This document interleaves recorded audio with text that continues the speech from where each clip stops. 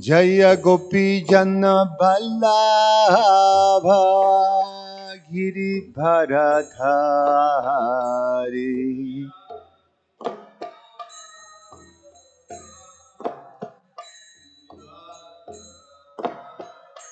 Jaya Gopi Jana Vallabha Giri Bharadhari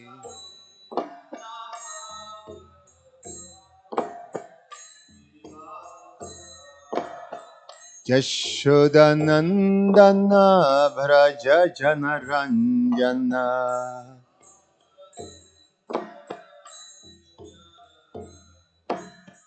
Yashodanandana Vraja Janaranjana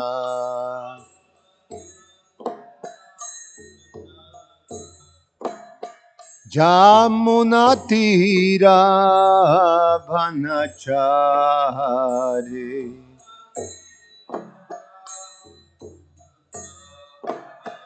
Jamunatira Vanachari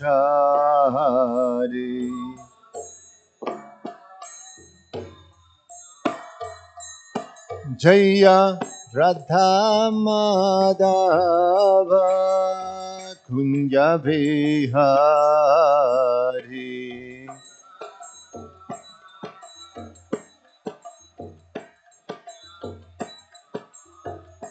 Jaya Radha Madhava Kunja Vihari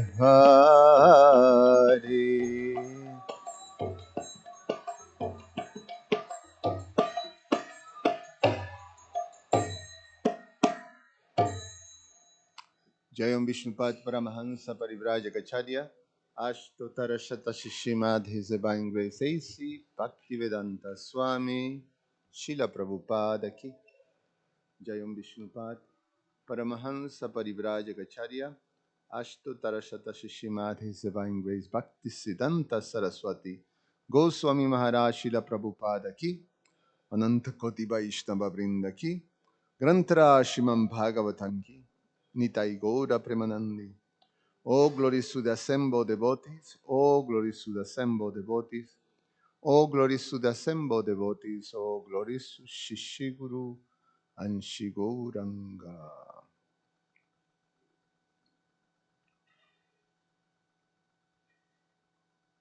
Om Namo Bhagavate Vasudevaya.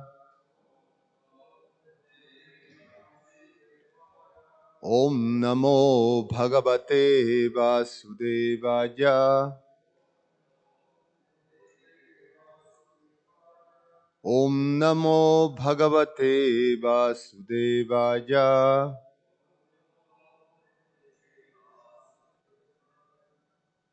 Reading from Srimad Bhagavatam, Canto 10, the Summon Bonum, Chapter 63, Lord Krishna fight with Banasura.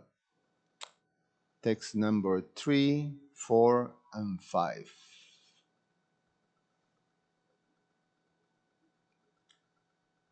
Text number 3.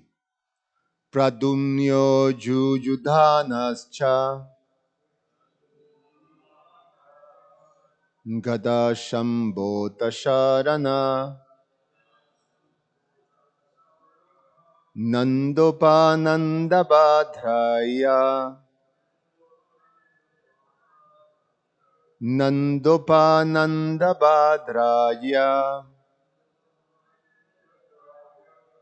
Rama Krishna Nubartina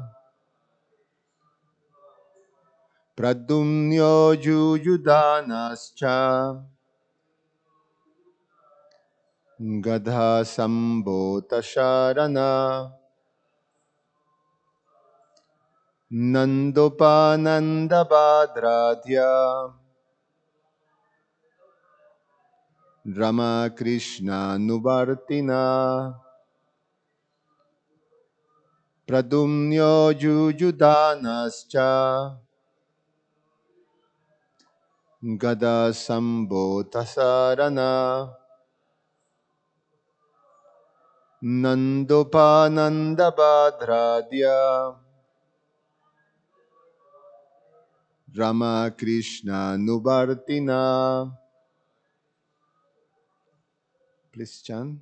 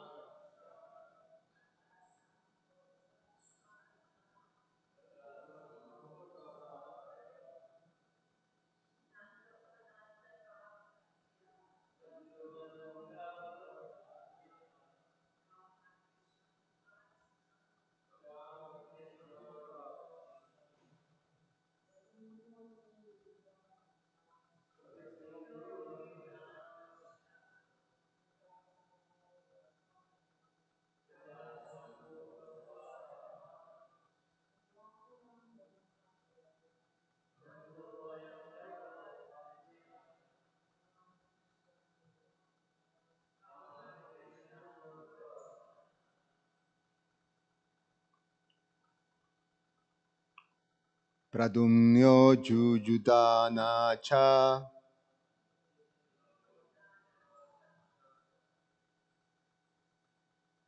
Hold on 1 second. Computer is acting funny. Okay. Pradumnya and Jujudhan Satyaki Gada Shamba Atasharana Gada Shamba and Sharana Nanda Upananda Bhadra Nanda Upananda and Bhadra Adyaha and others Ramakrishna Anuvartina following Balaram and Krishna. Text number 24, text number 4. Akshauhini bir akshanihi akshahini birdvada shabi shameta sharvato disham Gurudurbana Nagara Samantat Satwatar Shabha. Translation by the disciples of His Divine Grace A.C. Bhaktivedanta Swami Srila Prabhupada Ki Jai. With Lord Balaram and Krishna in the lead, the chief of the Satvata clan, Pradumya, Satyaki, Gada, Shamba, Sharana, Nanda, Upananda, Bhadra, and others converge with an army of 12 divisions and lay siege to Banasura's capital, completely surrounding the city on all sides. And text number 5. Bhajamana Purodhyana Prakarata Lagopuram Prekshamano Rushabistas Tulya Sainyo Binirjajao.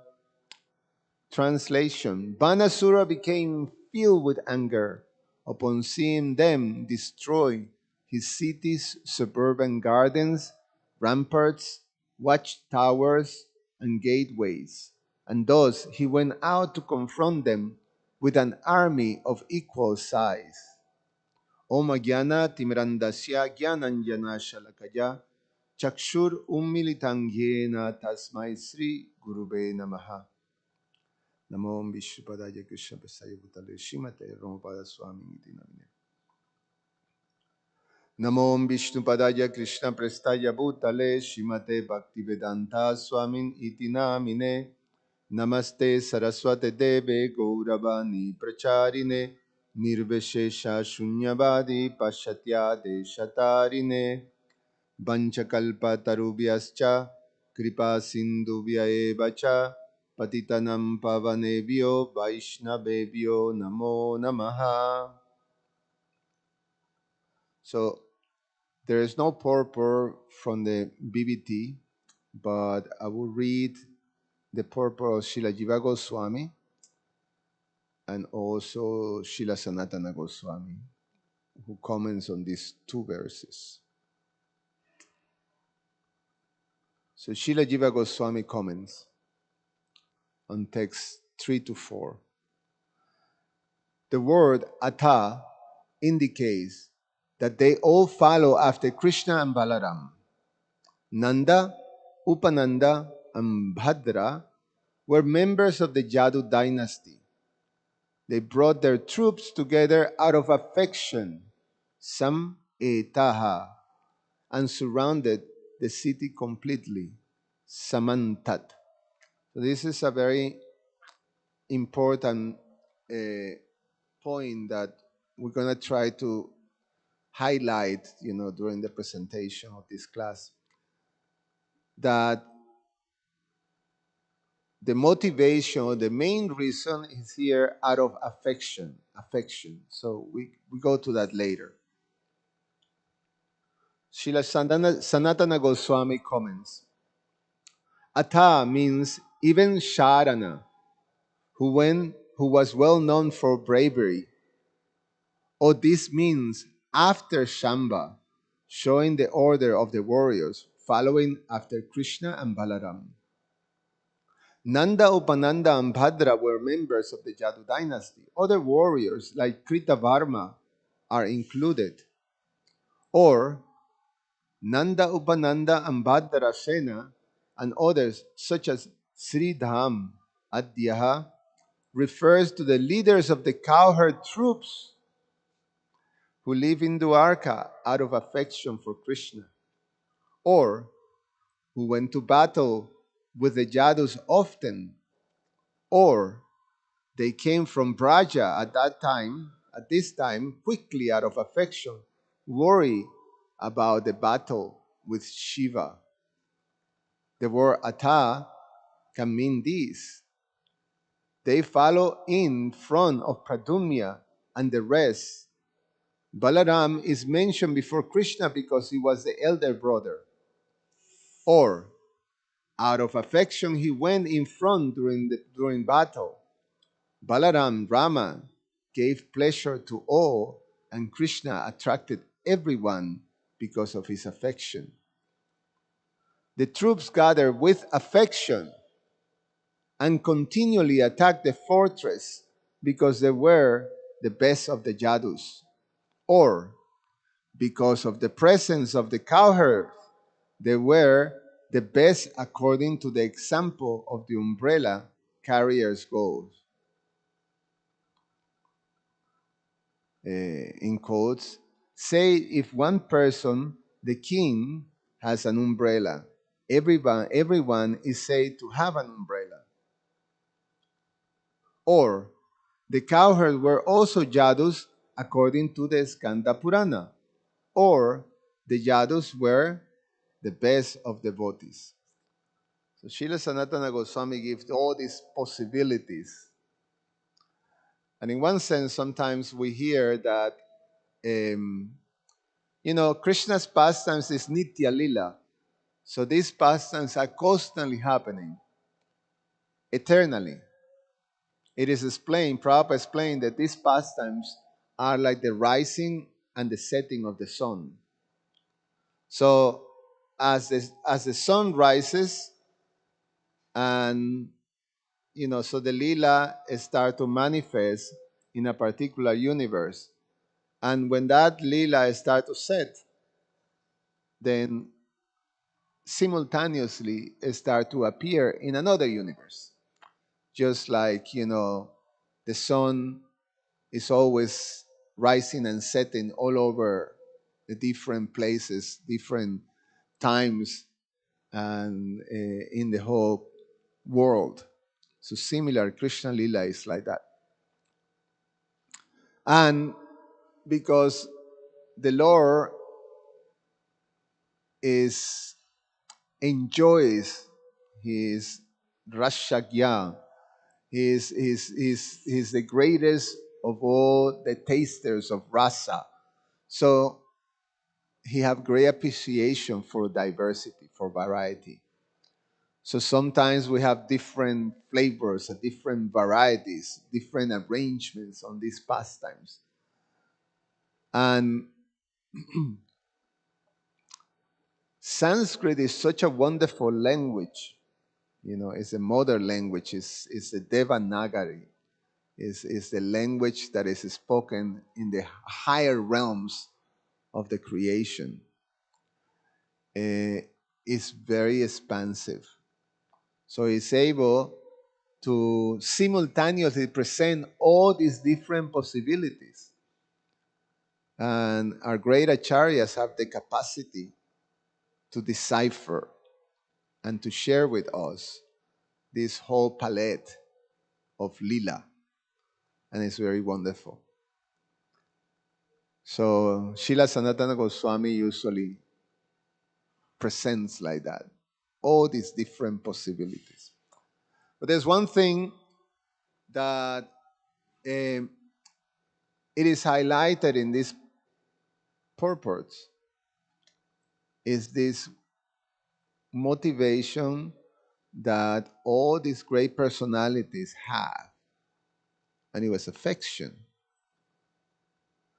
Because and it's quite remarkable when we start to um, you know unfold or try to go a little deeper into what's happening right now. So the circumstances is that one of the children of the Yadus, Aniruddha, which is the grandson of Lord Krishna, so it's one of the prize princes, prince or of Dwarka,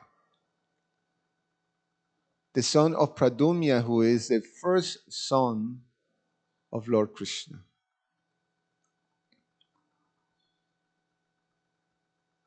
Amazing qualities, Aniruddha. We hear in the past time how incredibly powerful Aniruddha was, and he's just a boy, a youth, a teenager, and so powerful. He was able to completely defeat on his own the greatest warriors in the army of Banasura. Banasura have to come himself to conquer Aniruddha. And even as he captured Aniruddha, Aniruddha was like pretty casual about it. In the lead, he had no anxiety at all. It is explained. And the main minister of Banasura was able to notice that. He say, how qualified and how powerful this boy is. That even though put in that position, he was bound by these ropes, these special um, um, arrows, that there's actually serpents in the shape of arrows, and when they get delivered into the target, then they like, like snakes do. They wrap around you, and then with their poison, then they kill you.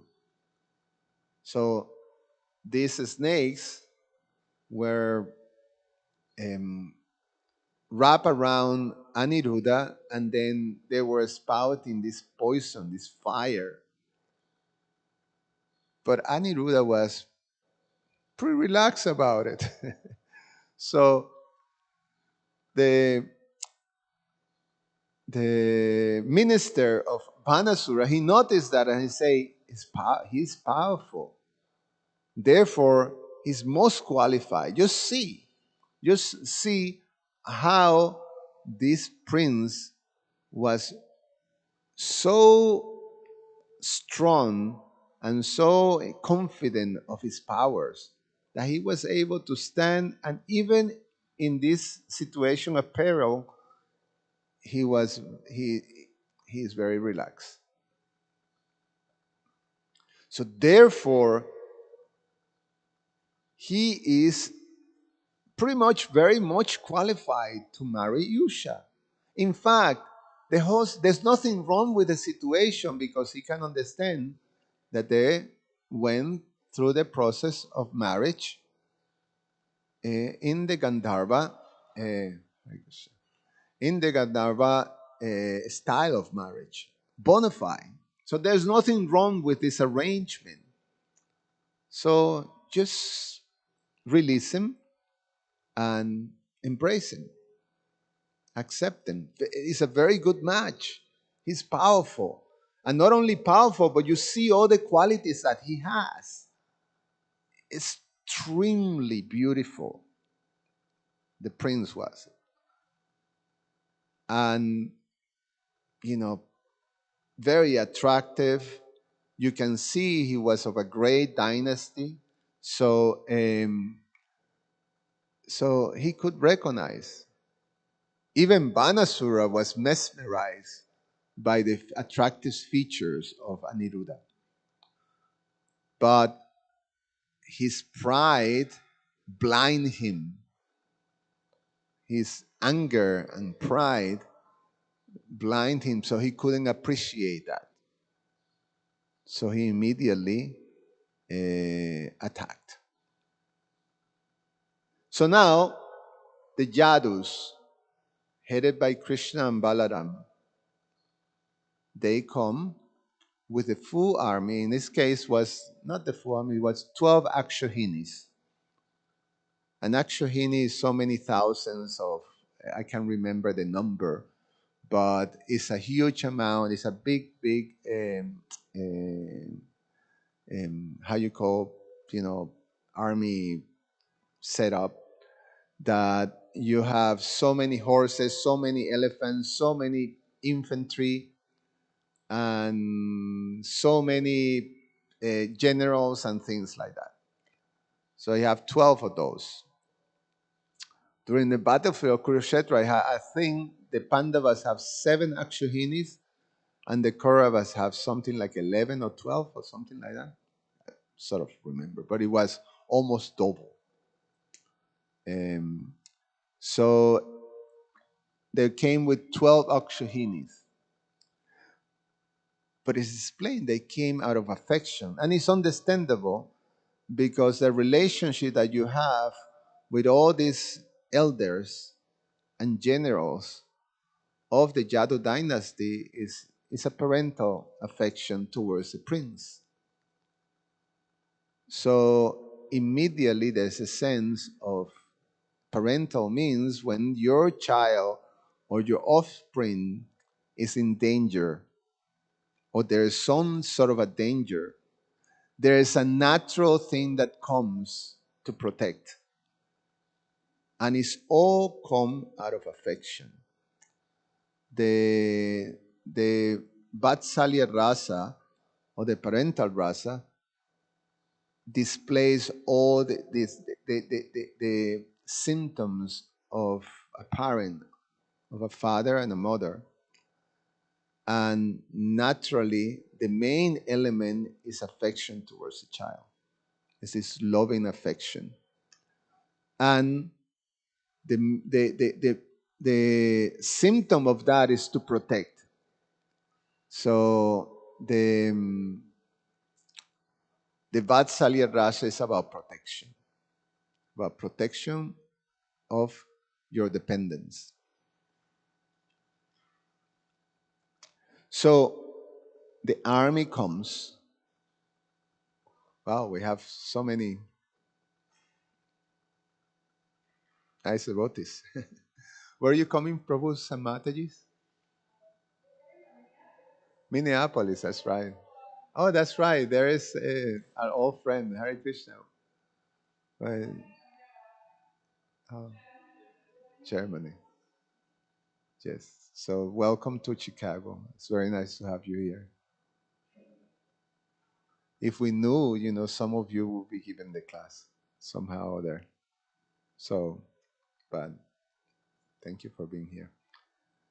Um, so this affection is highlighted here. In general, you see when people battle, when there's a war, affection is not, there's not about affection.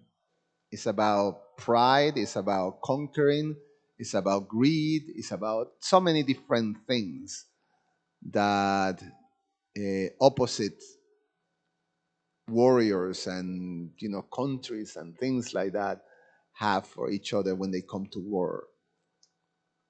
It's about domination, it's about control. But in this situation, the main element is affection. And we see that, this is something that Krishna is displaying, which is quite mesmerizing, because we have this situation that in the presentation of the Srimad Bhagavatam, it's about establishing the position of Krishna as Swayam Bhagavan, the Supreme Personality of Godhead, the original Supreme Personality of Godhead, the source of everything. Nothing can happen or move without Krishna's sanction. That's the presentation, the Bhagavad, Dharma. The position of being the supreme controller, and nothing is greater or equal to him.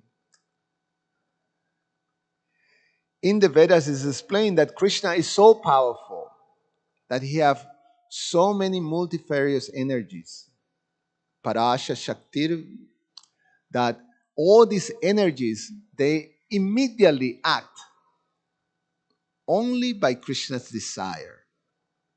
So Krishna doesn't have to do, he only has to desire, and automatically his energies will carry and execute his desires. So the question is, when you have this supreme being who is a supreme controller, why does he need to perform or to go out to war? Why does he need an army? I mean, when they describe here 12 Akshahinis, why does he need all that? Srila Prabhupada explains that Krishna can kill, he doesn't need to come. He can kill all these demons just by, okay, let me send a hurricane or something, Something will happen. He just eliminates. Even nothing have to happen. Krishna just say, just poof him, you know. So, but why does he do that? Why does he need that? He doesn't need to do any of that. But the question is, why does he do it? And the answer that our Vaishnavacharyas constantly telling us is that out of affection. Out of affection, Krishna comes into this world. Out of affection, Krishna performed all these beautiful pastimes. There is all, you know, I don't want to use the word calculated because it's not something mathematical, but it's very much designed to attract us.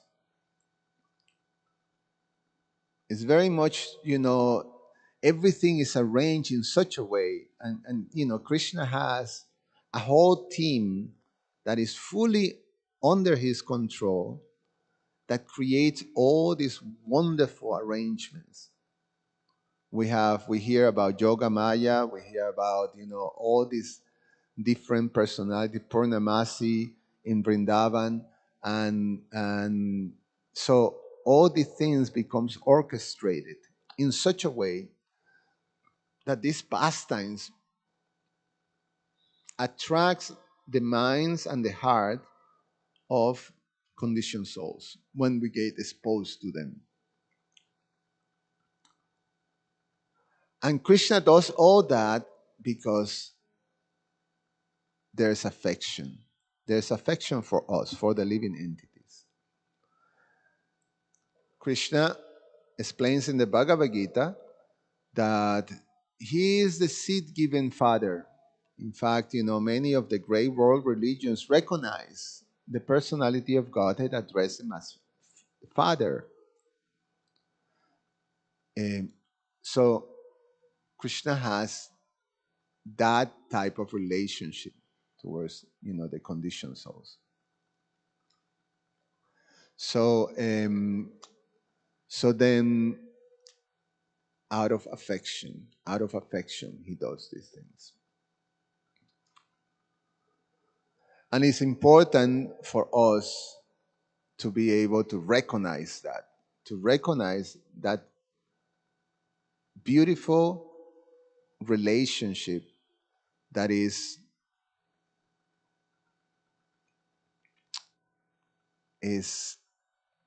grounded in this most essential part of what the spiritual energy is, which is love.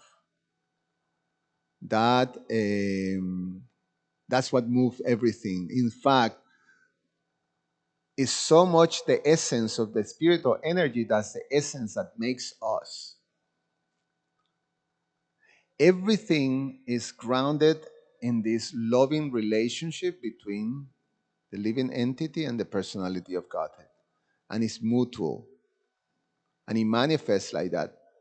So, what happened with the conditioned souls is that becomes dormant and covered. But the Lord is constantly manifesting that love to connect with us and reawaken that. And that's what these pastimes are about. Now, questions that comes also. So that sounds very nice. When we think about affection and love, we don't think about battles, and then we're gonna hear description how massacres of soldiers and generals. Sometimes we hear descriptions of how, say with Parshuram, there were rivers of blood, with bodily parts, all scattered, floating in a river of blood. I mean, very ghastly descriptions. So, what is that?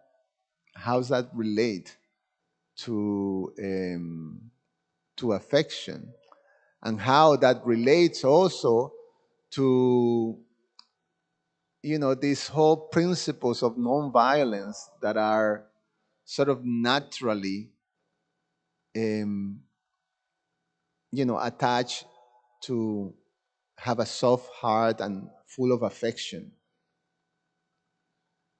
And it becomes very bewildering And therefore, Krishna's pastimes, because one of the things that we are confronted when we hear about Krishna's pastimes is that they displayed all these qualities, human-like qualities, with those human-like emotions and feelings, and all these things are happening. So Krishna displays, all these things. Like, if he appears as God, he doesn't need anything. He can go, and he didn't even have to go. He just eliminated the demon. But he goes through all this. He takes an army. He doesn't need an army. He takes an army. He feels affection. He feels anxiety. It is explained that they were feeling anxiety when Aniruddha didn't show up. So he goes through anxiety. He goes to chivalry. Sometimes, there are certain displays of pride. Krishna tells this demon, "You rascal, I'm going to destroy you," or something like that. So all these things are happening. So then, when we confronted with that, when we hear about that, if we don't have the instructions of the Vaishnava Acharyas who establish Krishna's position and who explains that Krishna is actually tasting different, all these different emotions are part of his transcendental activities. So if we don't have that background, if we don't have the background of transcendental knowledge in which we understand that Krishna's appearance in this world and Krishna's activities in this world are divine, Jamma Karma Chame Divyam. If we don't have that background, then we become confused. Then we start to think of Krishna as an ordinary living entity. And that's what happens with conditioned souls that are devoid of transcendental knowledge and that are in ignorance. When you come across with these narrations, you start to try to understand the pastimes of Krishna from the perspective of the material platform. And therefore, naturally, you will deride Krishna. Avajananti man mudha manusin tanun ashitam.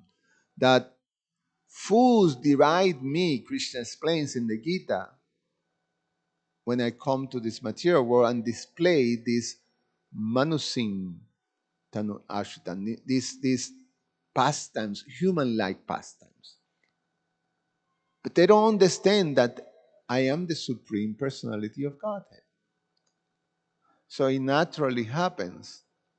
So when we see these activities, and if we don't have this proper understanding of transcendental knowledge, then we will see Krishna, it will be a concocted idea of Krishna. Either that he's just a regular, not regular, he's just a powerful, regular human being. Or the natural conclusion that conditioned soul has is that it's just mythology. There's something that is presented in order to give us some sort of a teaching or morality or something like that. So there is this disregard of Krishna's position. However, Krishna is so wonderful that all these activities, all these displays, they're very attractive. And it's just naturally because,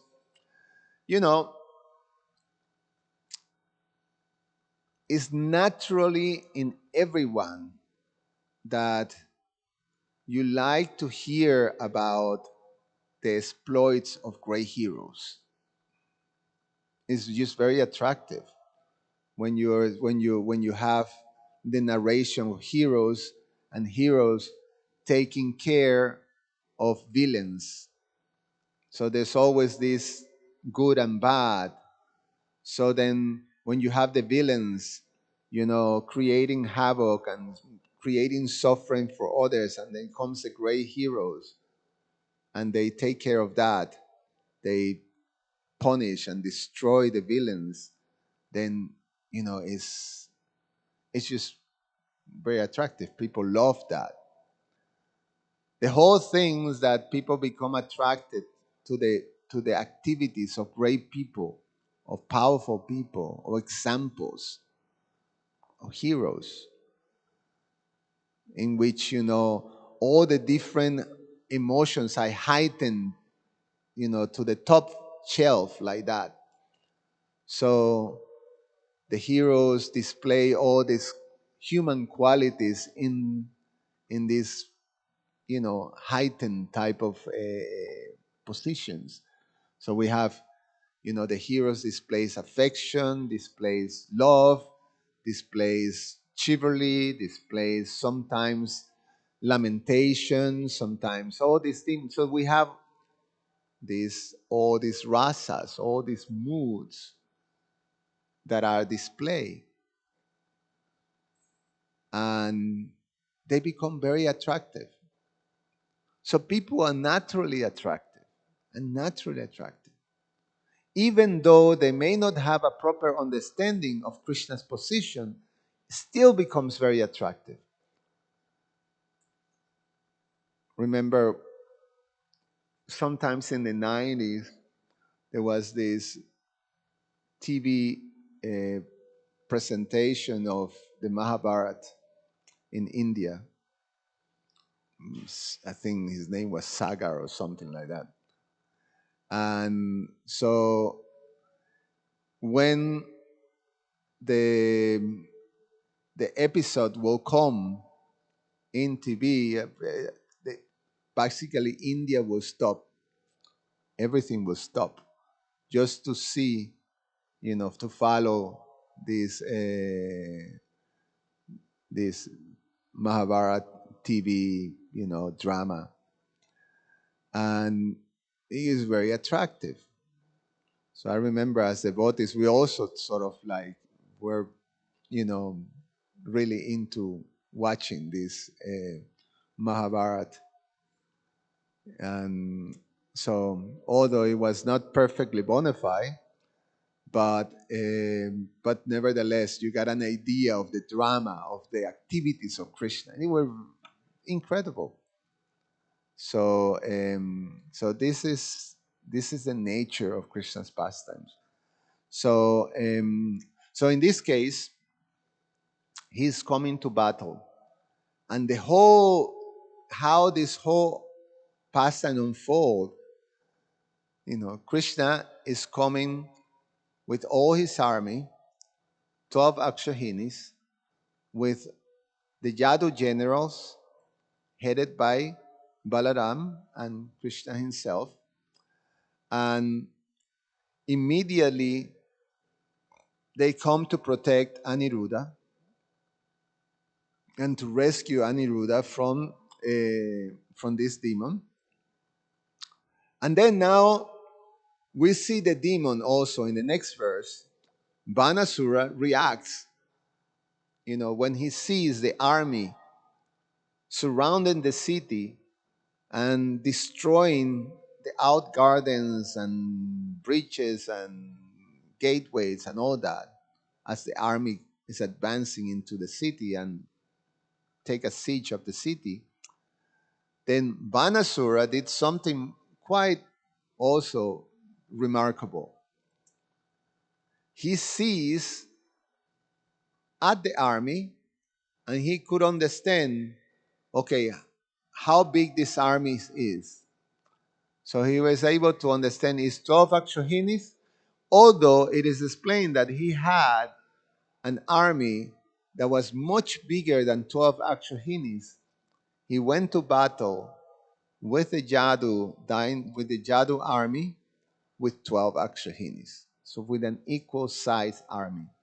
And he did that because he didn't want, he was proud, a proud, warrior. So we are going to battle here on equal footing. So, I'm not going to be accused that, I just took advantage or had an advantage in order to defeat you. I had an advantage. So he went with the same size of army to confront, Krishna and Balaram. So so it shows also in one sense, although uh, these demons were very self-centered and selfish. That's what made them demons. In one sense, they were also, quite cultured. And there were certain principles that they naturally embrace. In this case, the principles, the Chatya principles of warfare and also strength, like that. So very proud, and we've been hearing that about Banasura. His downfall is his pride. So, and we hear much more of how this battlefield ensue, that is going to culminate with the battle between Lord Krishna and Lord Shiva, and that's quite an exciting thing. So all this narration of battles in general are very exciting, for devotees to hear. And sometimes, we got some mundane moralists that question about this. You know, what is this? This is not spiritual. This is just, like entertainment or something like that. Or we're encouraging violence. No, this is Krishna Lila, and it's just like incredibly purifying, attractive. In one sense, we can understand that what Krishna will do to protect his devotees. Krishna says that the main reasons of its descent is to give protection to the devotees and to chastise and annihilate those who are miscreants, who, in general, cause harm to the innocent and to the devotees. So Krishna will do that, and will do that. Why? Out of affection for the devotees. And that affection is there for everyone, even to those who are demons and oppose Krishna. And we see how Krishna's kindness also is going to benefit Banasura. In fact, Banasura is protected by Krishna's kindness and Krishna's affection, because Banasura is in the family of Prahlad Maharaj, and Lord Nrsimhadev gave these blessings to Prahlad Maharaj that generations, all the generations that comes from you, will be always protected by him. So Krishna's protection is there for everyone, even for those who oppose him. And they naturally will benefit as they confront Krishna. Any comments or questions? Yes, Vaishnava Prabhu.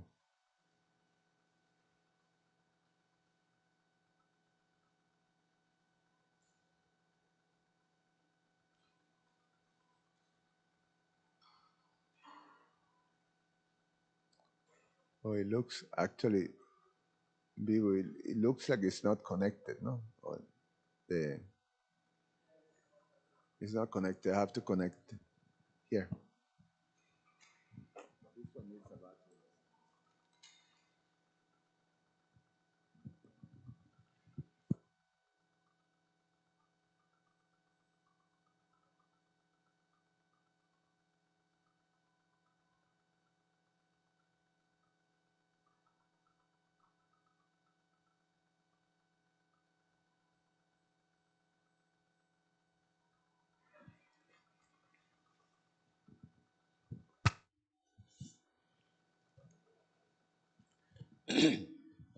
Thank you for class. There's too much to be said right now about what you're talking about in the class to even cover in a statement. But some of the thoughts that I was thinking is how um, Krishna. Well, first of all, where Prabhupada says this word love is only applicable with Krishna, right? And I'm so glad to hear the word affection being used instead of the word love. Just because when you look up the different words, even look up the word love in the dictionary, it says a deep affection. It doesn't say anything more than that in the English. And the fact that you mentioned how perfect Sanskrit is, but this prema that Krishna has for us is it's a lot to think about. That the fact that I can only turn to Krishna for love, and to me, personally, um, I was thinking how devotees are superheroes. Superheroes, not just heroes, but superheroes. All devotees, because I mean they give up sex life to try to help people, and sex is the greatest pleasure in the material world. And it's the whole universe is revolving around sex life, and devotees give it up, try to follow the four regulative principles to help people. So to me, in this moment, I'm thinking devotees are superheroes, and and I think that's about enough.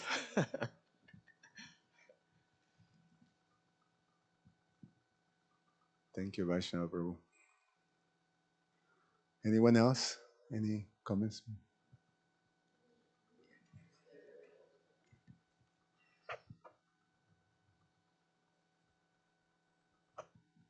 Hare Krishna Prabhu, thank you. I also was connecting with your use of the word affection, and I thought that was a very interesting thread. Uh, and if I may, just further on that a little bit,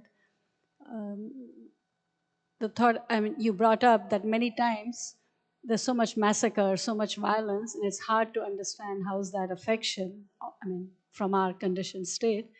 And then you brought up about the acharyas, that is, thanks to the acharyas, we can see Janma Karma Chame Divyam, that we cannot treat Krishna as an ordinary person.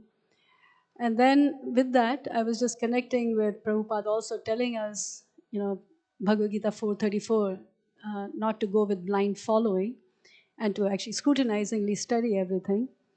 And so just, I thought it's a very interesting point you're bringing up, and the thought that came to my heart that I thought might wanted to share, that thought may be interesting for others also, that one way to understand that massacre as affection or whatever violence, I think like our body, so many times we starve our body or we scrub our body so heavily. So many things we may do. We may take our body through surgery, but in all of that, there is affection. We are not really starving our stomach because we hate the stomach, but because we know it's good for our stomach and for our overall health. So if we could understand it that way, we would understand also that he's Divyam, and he's Divyam because his intention is always to benefit, it's always to do what is good for our ultimate well-being. And so in that sense, we would understand the Acharya's statements a little bit more, like real, I mean, in the sense of one is to accept the Acharyas if I had that level of faith, and sustained faith would be good, but at least my practice tells me that in the beginning I have a lot of faith and then there's questions. In that case, some realization like that could help me further be further convinced about what the acharyas are saying, because then I have a way to bridge that gap between what I see and what they are saying. So anyway, so my point was only this much, that when you said that was very interesting to me, that how do we understand affection in the form of massacre and violence. And so one thought I was having is just like we do sort of negative things to our body, but ultimately in the sense of benefiting it. So, so, so.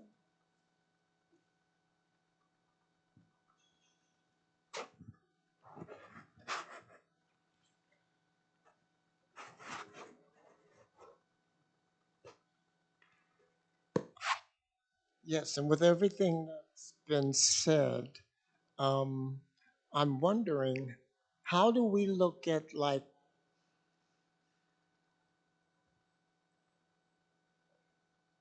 I'm sorry, I'm hearing my own voice again. uh, with everything that's been said, how do we look at today with, like, the war that's going on in Croatia?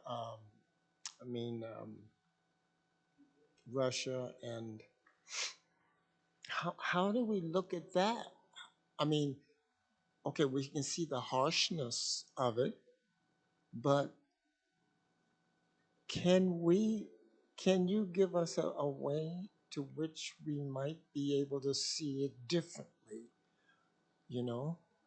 Um, because someone, oh, I think Jesus said there'll be wars and rumors of wars all the time. So how do we look at these kind of destructive events in our, you know, how how can we look at it afresh with the mercy of Krishna?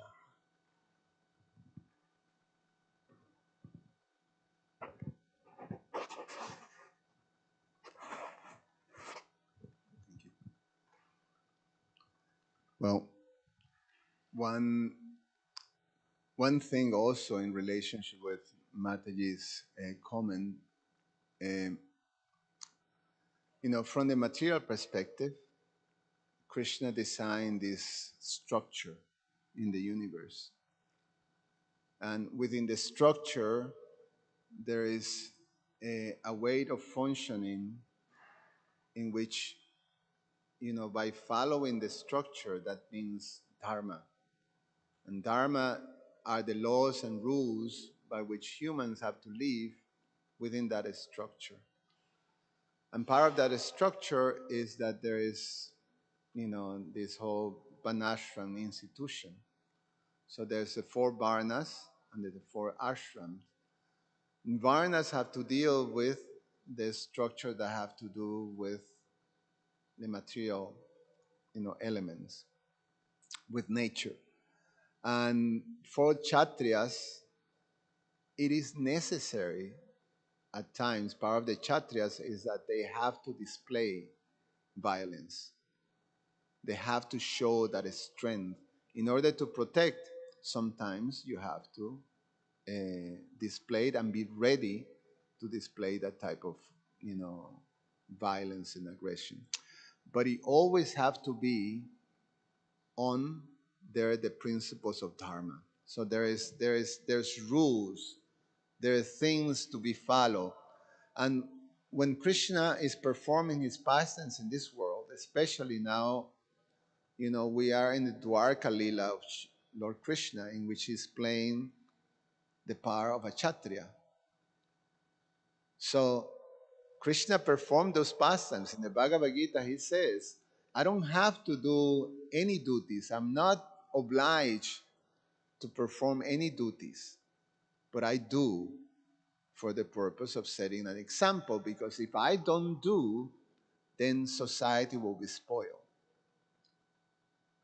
So Krishna has to display, and because his pastimes are human life. So that's from the external perspective. He is displaying the pastimes of a Kshatriya, and as a Kshatriya, he, in order to protect, he have to, engage in warfare towards those who are, being a Shayatoskritan, those who are opposed to the principles of Dharma. What is it? Jada hi dharmasya glanir bhavrati bharata. So, adharmasya, those who are against Dharma, then Krishna comes to establish again the principles of Dharma. So the Kshatriyas are supposed to uphold the principles of Dharma, and if they have to go to battle against those who are opposed to the principles of Dharma, they will use force, they will use violence. So it is an important principle to of order within this universal structure. And Krishna is displaying that. So when it comes then now to Murari Prabhu's question, the difference of warfare that we have, this Kali Yuga warfare, is that they're not fought on the principles of Dharma. Therefore, on the principles of greed, on the principles of pride, of violence, of deceit, of control, all these different, lower qualities that are described as part of demoniac nature. They are the motivations and the source of these wars. So when you have wars that are like that, that are motivated like that, then you see that it's not, there is on a different level. So in the case of the president of Ukraine, he is being appreciated worldwide by his bravery because he is, you know, um, taking this war in order to protect his country. So now he's recognized as a hero, and then the other one is recognized as a villain from, at least the perspective of the, a good part of the world.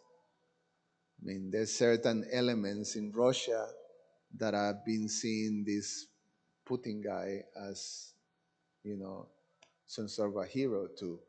But the fact is, it's very clear that who is the villain and who is the hero here. So, but nevertheless, these things are not all these different politicians. They're not within the Vanashram Dharma. They're just executing their um, their duties out of this um, nation type of pride. This bodily. The whole thing is under the bodily concept of life, and therefore there's not much benefit, but it's just it's just people killing themselves, like that. So from my opinion, and also my opinion is limited to my limited capacity, um, is in the case of this word is a very unfortunate, and there's an aggressor that is out of greed and out of that is doing this, and there is a whole country that is trying to protect themselves from that. And in one sense, at the end, the world is going to recognize, there is a right side and there's a wrong side. And if you're on the right side, you're going to be recognized as that, as you recognize heroes like that. And that's in one sense part of the Kshatriya code. The Kshatriya code is that you have to display force in order to protect your citizens. Like that. So, but Krishna's pastimes is in a completely different level. Now you ask the difference between Krishna's warfare and these regular warfares. Krishna's warfare is to establish the principles of religion in the world. These warfares are not establishing no principles of religion.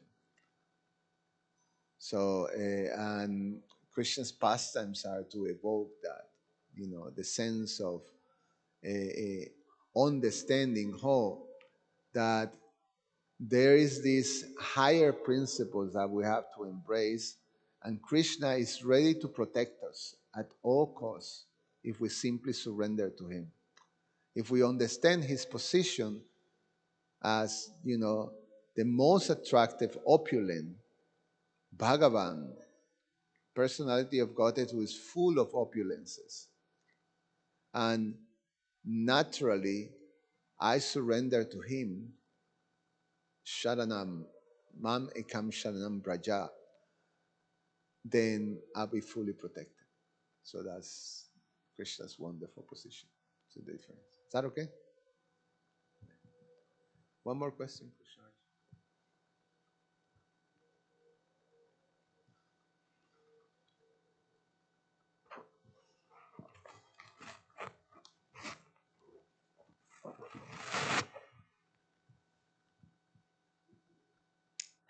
It wasn't a question. I was just noticing that the nature of the attack on Banasura's city took the form of destroying, I guess, public space or public structures like watchtowers or ramparts. There's some mention of suburban gardens. Um, so it's a different kind of warfare to present warfare where the attack is more indiscriminate, like homes are destroyed and the general populace is killed. It's not restricted to structures or restricted to uh, a battle space where the armies are fighters are fighting with fighters in a controlled setting. So it's a very different kind of warfare. So I'm just commenting.